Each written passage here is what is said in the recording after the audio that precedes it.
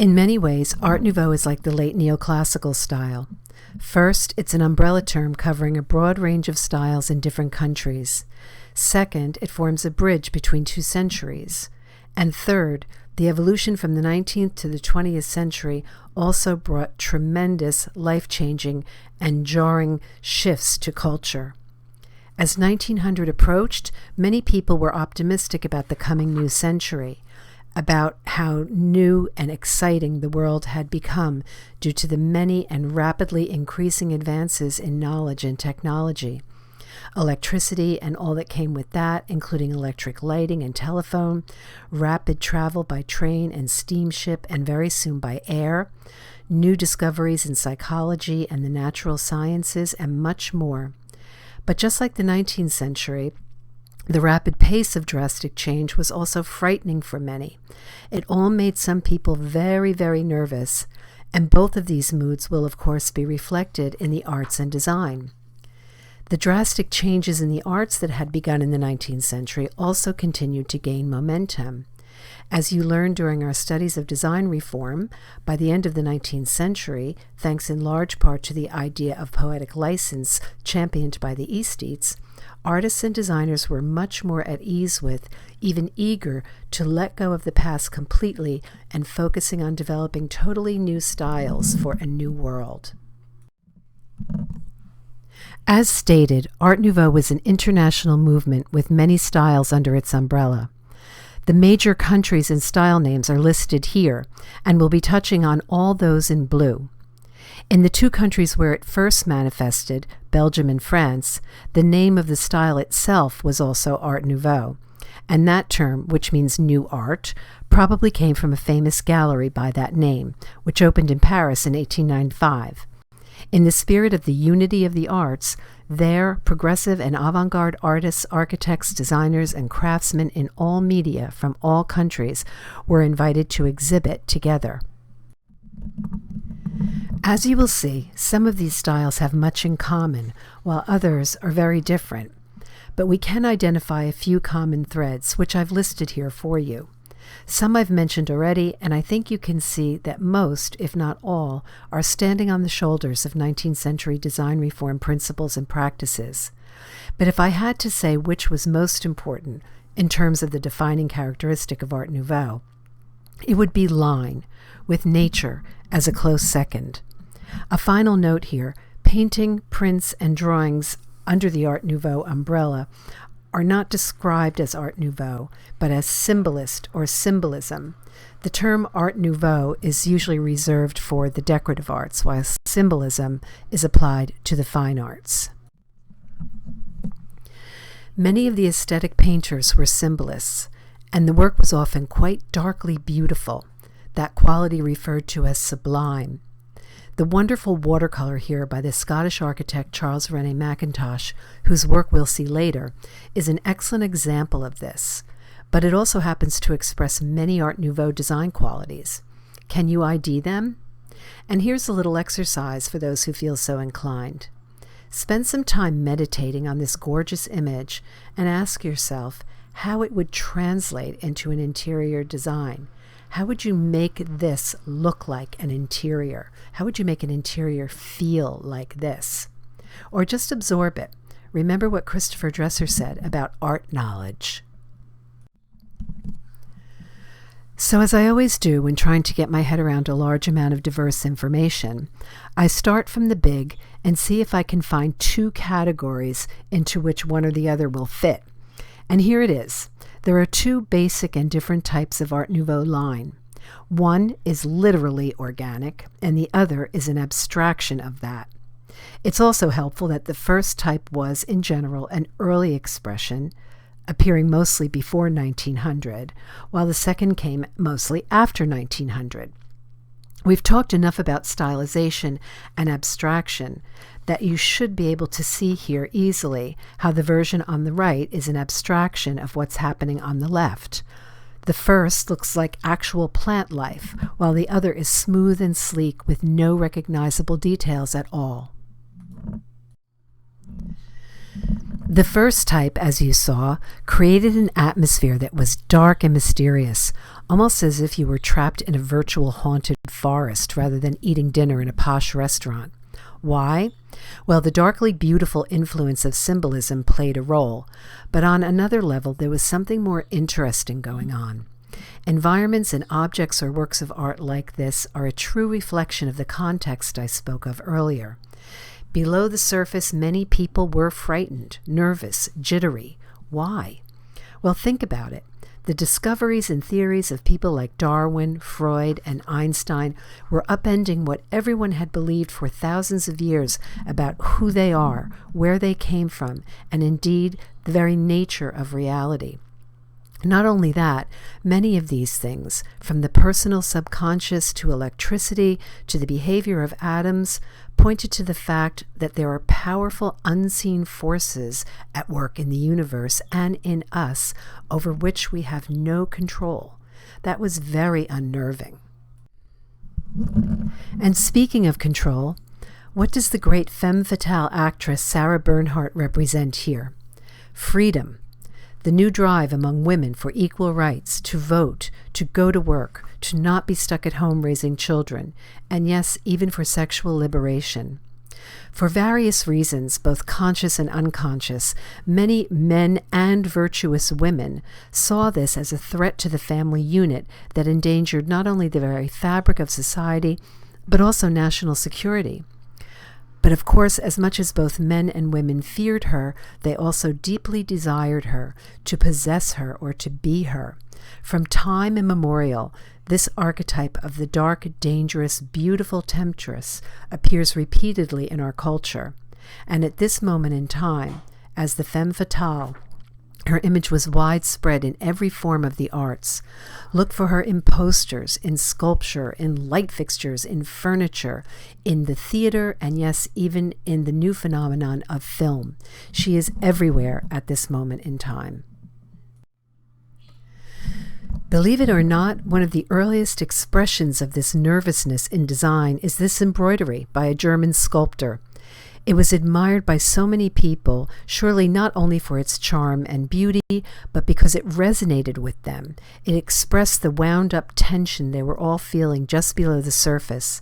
It's an excellent example of the type of line that defined early Art Nouveau, which came to be known as whiplash line.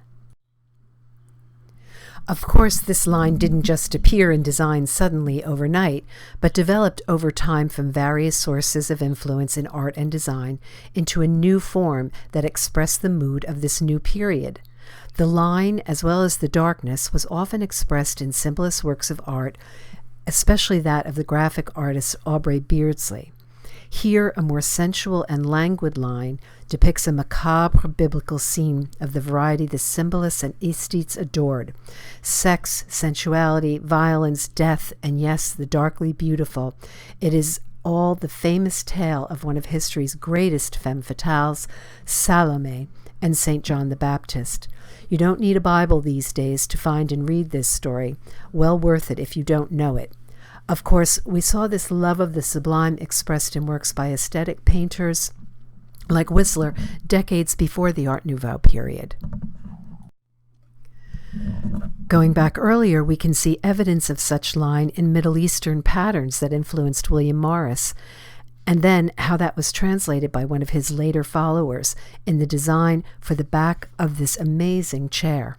Dark, mysterious, and beautiful, it's a composition in black whiplash lines of stylized flora, which are also totally flat and graphic. This is without question a completely Art Nouveau design, but we shouldn't forget, though, that McMurdo considered himself an arts and crafts designer, as did Bailey Scott.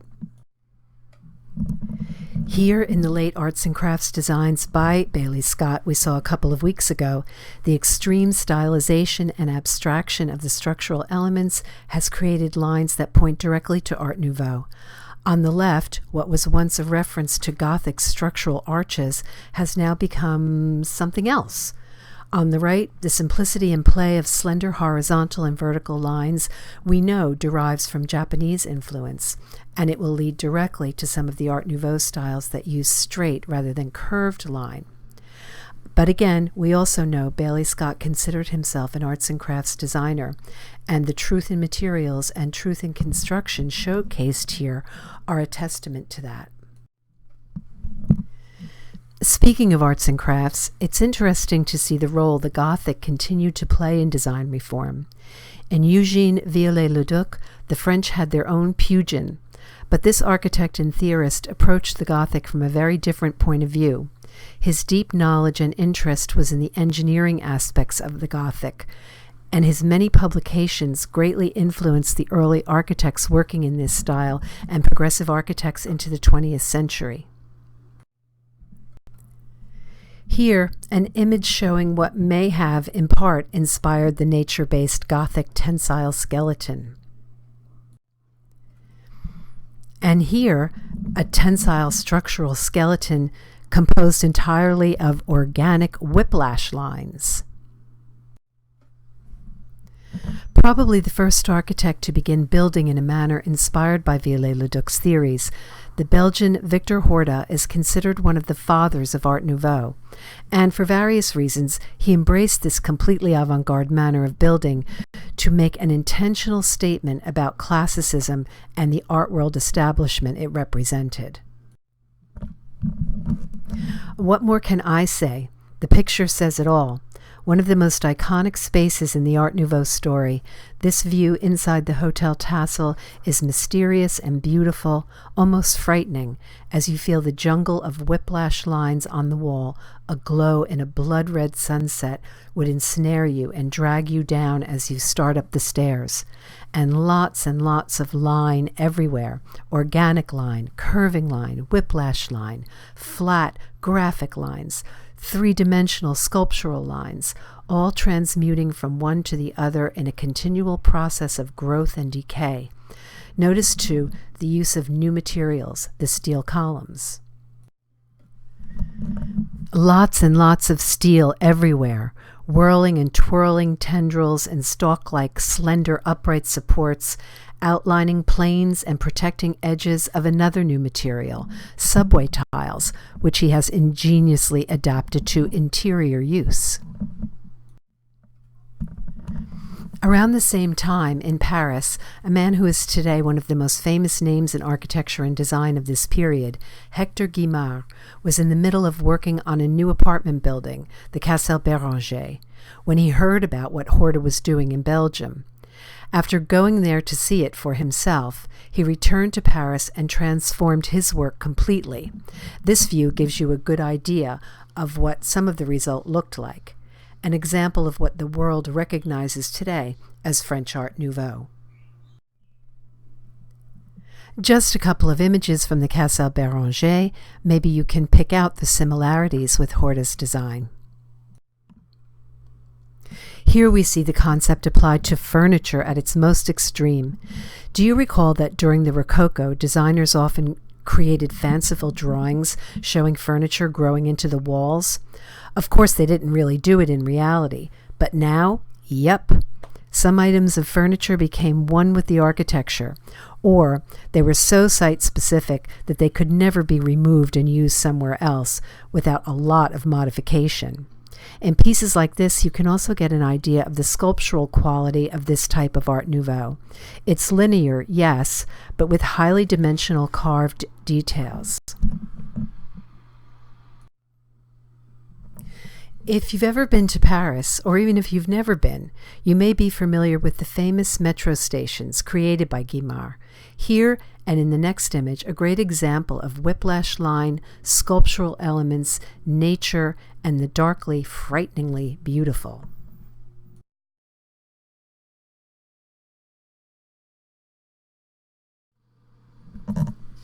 The most important city in France, though, when it comes to Art Nouveau, is Nancy.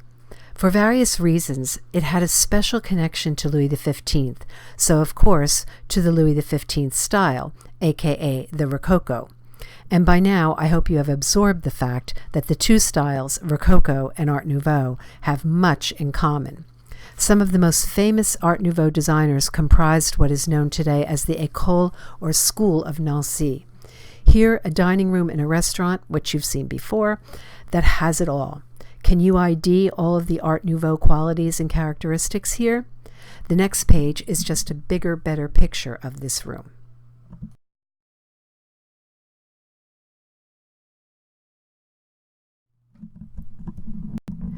Nancy's most famous son is unquestionably the designer Émile Gallé. He's one of the most amazingly visionary and uniquely talented artists of his time in the tradition of William Morris and Christopher Dresser. I've written a few basic bits of info about him on this page, which gives you an idea of how the aesthetes were evolving more and more into a symbolist mood. In fact, they homed in on the idea of the subconscious as the seat of creativity, of artistic vision, and the artist as something of a wizard or alchemist who could, unlike mere mortals, tap into it and bring their vision forth into the material world. And this is exactly how his friend, the artist Victor Prouvé, is depicting him here. Gallé is today most famous for his glass, of which the best pieces are the technically complex and darkly beautiful ones, like that shown here. Gallé also designed many pieces of extraordinary furniture. Remember how the aesthetes believed that looking to traditional forms of design, especially in one's own country, was a valid source of inspiration because it was truthful and meaningful? So what would you expect from an artist from a city with a deep connection to the era of Louis XV, especially during the Art Nouveau period? Again, I've listed key points on the slide for your review. Here are just two examples of the many, many kinds of prints and objects that were pouring in from Japan and having such a tremendous impact on art and design, from Monet to Van Gogh to Godwin to Whistler and more. Do you see the relationship between those two objects and this cabinet? In addition to a great respect for tradition and their national heritage, the Japanese also greatly revere nature. What I particularly love about this piece is the way Gallé used the natural grain of the wood to create the water and the sky. The cabinet is also supported on a frame of literally organic elements, no mistaking the branches, vines, and flora, which are a combination of the linear, the sculptural, the flat, and the graphic. This piece takes the concepts of truth in materials, truth in construction, and structure as ornament to a whole new level. There are so many meaningful connections going on here, so many dots connecting. And when you discover that, when you touch upon that in the course of your own work, you're really on to something. You're on the verge of creating something great, as these people did. With Henry van de Velde, the other father of Art Nouveau, prolific artist, architect, designer, craftsman, and leading theorist on the right way forward for design in the 20th century, we come to the more abstract version of the style, which is very clearly expressed in these two images. The interior is organic and holistic, all connected and integrated. One could not, for example, decide to buy a new sofa, as the existing are part of the interior architecture. But though all the lines are elongated and curved, they are completely different than what we just saw with Gallé, for example. Why? How would you describe that difference? Here, two iconic Van de Velde pieces. He was, by the way, a great admirer of William Morris, and even built and furnished his own house when he married, just as Morris did. While he was a champion of abstraction and engineering, he was also a staunch supporter of hand production and the artist's direct involvement in the process. As I told you, it got very complicated over time, as designers wanted to embrace the future, which meant most likely, someday, embracing the machine. But at the same time, they didn't want to compromise their design reform values. Just a brief mention of Germany here, as we'll be talking a lot more about it soon as the birthplace of modernism. However, that momentous event was the direct result of all the Germans had absorbed and learned from England. Here, just for fun, the cover of one of the first and most famous of the many design magazines devoted to progressive art and design that began to appear at the turn of the century. Pan, in all its unmistakably dark and creepy beauty. Just two examples from Germany, but they are excellent ones. Two of my most favorite pieces of furniture of all time. A table and chair for a music room by the amazing architect, artist, designer Richard Riemerschmidt. In the steps I outline on the image, the practical Germans tackle the problem of handmade versus machine-made head-on. And before World War I, they did succeed in producing fairly large quantities of well-designed and well-made furniture in this manner. But after the war, of course, they will take design to an entirely new and different level. By the way, can you answer the question I ask here? By now, it should be very easy.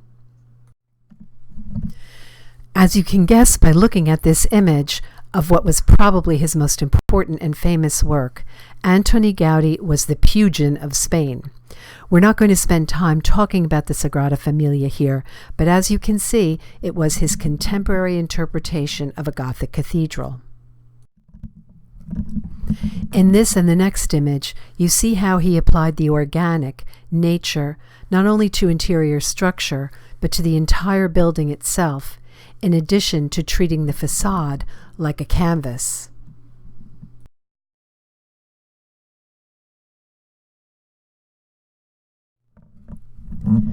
On the right, one of the most iconic chairs of this period and style. The organic form, emphasis on curving line, as well as the fact that it is solid wood with carved ornament, make it Art Nouveau. But hopefully you recognize this as a great-grandchild of arts and crafts, truth in materials and truth in construction. On the left, a truly asymmetrical piece of furniture, a very rare thing, which is way ahead of its time here. We won't see pieces like this until the art furniture of the second half of the 20th century. Just a quick note about America. The most famous progressive architects working at this time in a manner that could be considered Art Nouveau are Louis Sullivan and Frank Lloyd Wright.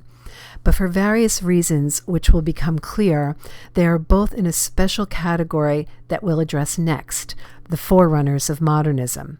So that leaves us with Louis Comfort Tiffany, whose lamps have all the hallmarks of the first style of Art Nouveau. Can you ID them? With the work of Scottish artist-architect Charles René Mackintosh and his wife Margaret MacDonald, we move to an aesthetic that is so breathtakingly different and unique that it seems unfair to categorize it. However, if we analyze it, we can see how and why it fits under the Art Nouveau umbrella. But before looking at one of his best projects, what am I showing you here? As some of you may know, Scotland is famous for its castles that go back centuries. And you may recall William Morris basing Red House on a medieval manor house/castle, and why he did that. Here, Mackintosh will do the same, but of course he will be looking to Scottish vernacular architecture. Hopefully you can see that source of influence here, as well as the influence of, the awareness of, what the late arts and crafts architects were doing in England. But this is a step beyond the white, vernacular-inspired houses of Voysey and Bailey Scott. There's an abstraction and almost a flatness, a graphic quality to the building, as if it were made out of cut-out pieces of cardboard. So I was saying, if we analyze it, we can see that it belongs under the Art Nouveau umbrella. First, the date, 1900, right in the middle of it.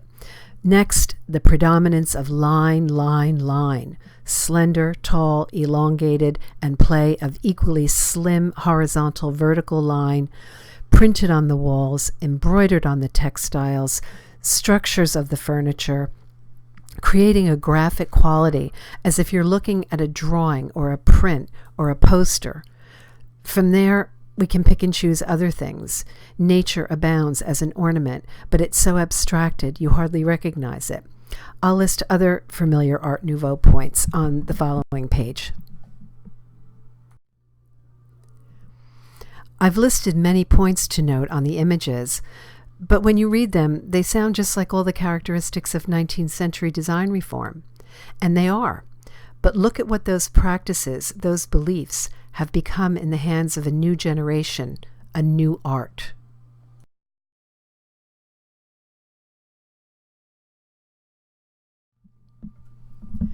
one of my favorite rooms of all time. Here, a symbolist, otherworldly feel is achieved by creating flat, almost two-dimensional pieces of furniture and then dissolving them and the space in white and light. And there's that special quality I so admire, combining opposites, the white and the natural, the slick and the glossy with the raw and the nubby, the hand-embroidered with the machine-made, the traditional and the modern. Can you possibly pick out the little traditional reference here? The brown walls are simply craft paper on which they've created a highly stylized trellis pattern. Like the furniture, the materials were usually very cheap. What mattered was the end result. The black grid, by the way, is a hallmark of Mackintosh, and we'll see one of his greatest admirers adopt it. This and the next image are just to show you some of his wife's work, who was a highly trained decorative artist. She worked in mixed media and could create all manner of art and design using all kinds of materials.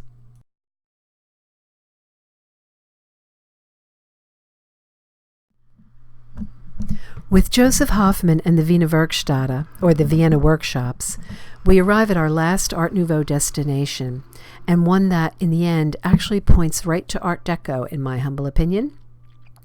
Joseph Hoffmann and a particular circle of artist friends were art and architecture students in the Vienna Academy of Fine Arts who rebelled against the highly traditional and stuffy status quo, just as artists had done in Paris and London. Known as the Vienna Secession, they mounted their own exhibitions, inviting progressive artists, architects, and designers like Mackintosh and the late arts and crafts designers to exhibit their work in Vienna.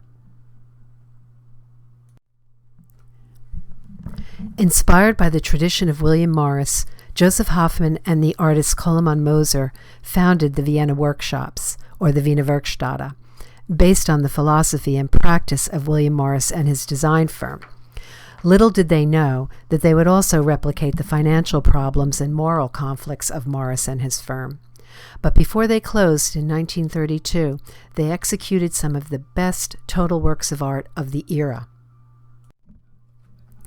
This was their first project, and if you spend some time with it, look at it, analyze it, you might come to the conclusion that it was inspired by... That's right, Palladio. Remember, everything is on the table as a source of inspiration, no matter who your favorite designers are, or who your role models are, or who you admire most from the previous generation. Everything is allowed. And of course, on closer examination, we see that attribute of the second version of Art Nouveau that emphasizes straight line, creating a flat graphic quality. It's as if he's tracing the outline of the building with a marker, but in this case, a marker that makes a checkerboard pattern. This Hoffmann adopted from Mackintosh's grid, and he used it often in many different ways. This was a very low-budget project, which gave them the opportunity to really practice that concept of the monetary value is in the design, not the materials. And to do something we've seen in Reform furniture, but not too often in interiors, structure as ornament. Hoffmann didn't spend a lot of money trying to hide the structural elements of the building, but allowed them to become part of the design, even accentuating the structure with ornament, the continuation of the checkerboard line. Here, just a few well-known examples of the objects they created for this project. The reclining chair on the left is a very famous one, and as you hopefully can see, it's a descendant of the Morris Sussex chair. I always found it ironic that at this point, when Hoffmann is such a staunch champion of the handmade, he makes a chair that looks like a machine and even calls it that, the sits machine, the sitting machine. But again, it's context, see? Without even realizing it, perhaps, he's expressing one of the fundamental issues of the time in the design world, that struggle they're all having with to use the machine or not, and how and when. I end this lecture with a project that wasn't the Wiener Werkstatt's last project, but it was the peak of their creativity, their best work ever. Even the famous Gustav Klimt claimed it as the best work he'd ever done. This may all be due to the fact that they had an unlimited budget and a client who was totally in line with their philosophy about beauty, that beautiful environments can change people's lives. But the level of luxury that permeates this project reflects that other eternal problem all reformers struggled with. Only the wealthy can afford such beauty. As for the architecture, we've come to the point, it seems, where the classical and the organic have come together, organic in plan, classical in details, like the apse and the ornament you'll see. The rest of my comments are noted with the images.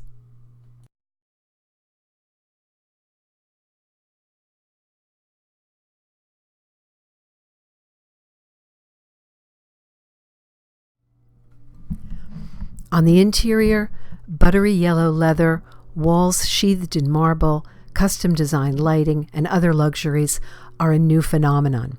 But what's still Art Nouveau here? The room is a total work of art, that's for sure. Though the pieces are not built in, they have all been designed specifically for the space they occupy. And tall, slender line is front and center in the columns stretching up and through the mezzanine level, as well as furniture as works of art. A desk just like the one at the back left side is in the next image. Simple geometric forms accented with marquetry patterns that are flat, that look like someone drew them or sketched them right onto the surface with a pen, even filling them in by hand, don't they? And we see Moser, intentionally or not, consciously or not, drawing upon the ancient world for inspiration here. There's something Greek about it. There's something Egyptian about it, don't you think? In the house that is the pinnacle of the total work of art, the dining room is the singular best example of that within it. Every square inch of it was designed and executed by the Wiener Werkstatt and treated in a way that makes it part of the whole. Every single item belongs and was specifically detailed, even down to the flatware.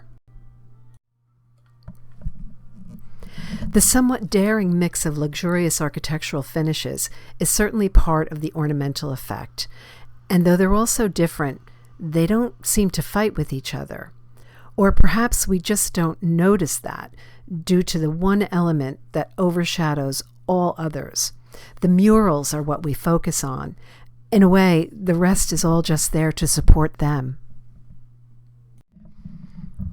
And in the room that exemplifies the unity of the arts, this mixed media work by Gustav Klimt is itself the penultimate expression of that.